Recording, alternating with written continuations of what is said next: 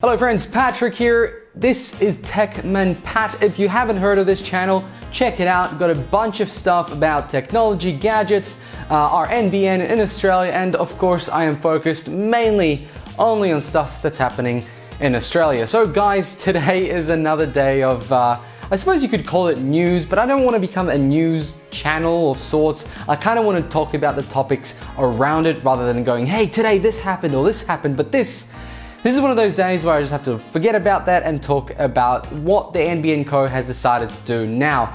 This could be looked back in a couple of years and said, well, this video talked about this, and then they changed their mind and now we've got a bit of a timeline. But NBN Co has come out and said they're going to fix in-home cabling for free for about 750,000 homes. Now, let's be clear. The election is pegged for May 18th, and obviously under a new Labour proposal just around the right time, our beloved NBN Co will foot the bill to upgrade in-home wiring premises that have fibre to the node currently, basically the crappy version of the internet. And you may ask yourself, who will pay for all this? The major upgrade project is the centerpiece of Labour's plan to reinvigorate the troubled NBN for both households and businesses across Australia.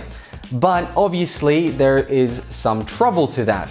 Shadow Communication Minister Michael Rowland told the Comms Day Summit in Sydney that currently you would pay $150 to have your in-home wiring problems fixed under the standard installation. Rowland continued to say that under the Labour there will be no cost if a fibre to the node household is identified as being affected by in-home wiring issues. Now, we spoke about this in the last video, that if you are not reaching 25 megabits per second, you might have a problem, and you are not actually aligned with what the NBN Co have promised to Australia. So this kind of fix could be viable for you.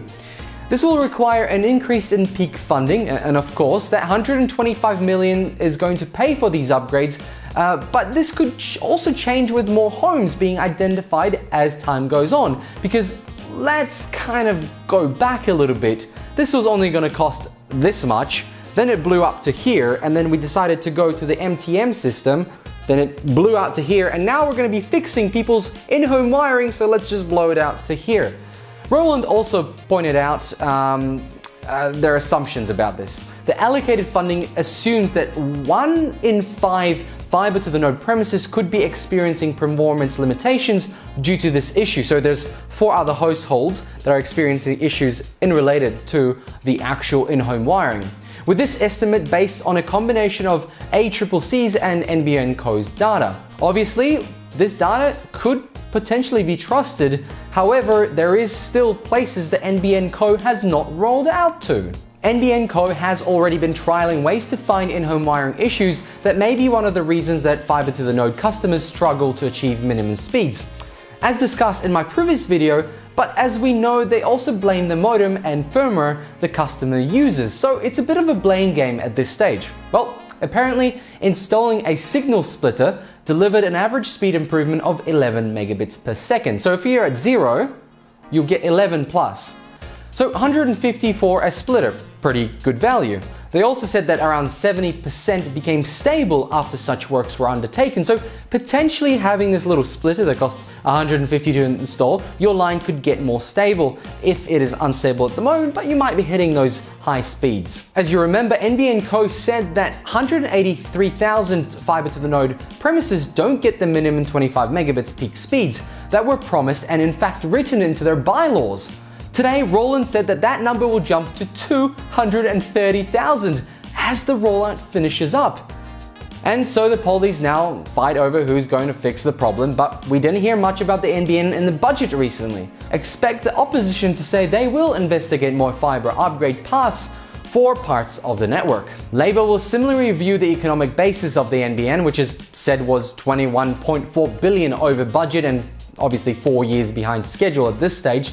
And the review will take into account implications of the multi-technology mix on NBN Co's long-term cash flow position, capital structure, pricing, evaluation, as well as the company's ability to co-invest in future infrastructure upgrades under a range of market scenarios. And let me quickly translate that for you. That means depending on where the future takes us, 5G is going to be a problem for NBN Co. So, Labour's NBN proposal was timed to coincide with the 10th anniversary of the NBN project and obviously now the actual election date. So where does that leave us now? Well, potentially some homes that are basically affected the most by in-home wiring might get a small little fix for them, again coming out of the pocket of the taxpayer. But if we had NBN to do their original plan, fibre, it would not be a problem at all because we wouldn't be using the old infrastructure at all. Friends, thank you very much for watching. Like, subscribe, let me know what you think below. I'd love to hear from you. And so we're going to leave this story as it is, and I'll see you in another update on the NBN or one of my reviews of some technology that I've been playing with recently. Thanks.